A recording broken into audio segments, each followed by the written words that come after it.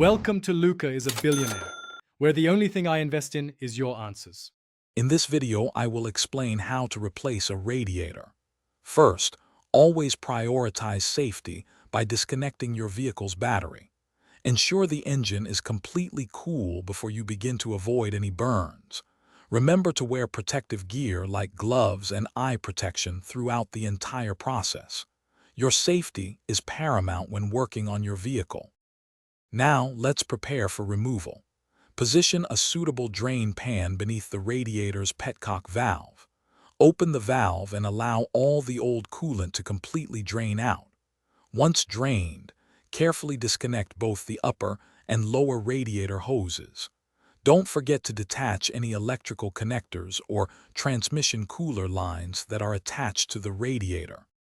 With the system drained, it's time to remove the old radiator. Begin by unbolting the fan shroud from the radiator assembly.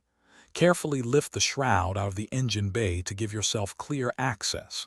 Next, locate and remove all the mounting bolts that secure the radiator in place. Finally, gently lift the old radiator straight up and out of its compartment. Installing your new radiator is the reverse of removal. Carefully lower the new radiator into its proper position. Secure it firmly using all the mounting bolts you removed earlier. Reconnect all the hoses, transmission lines, and electrical connectors, ensuring they are tight and secure. Finally, refill your cooling system with the appropriate coolant mixture, checking for any leaks. Thanks for watching and please subscribe. It's the best investment you'll ever make.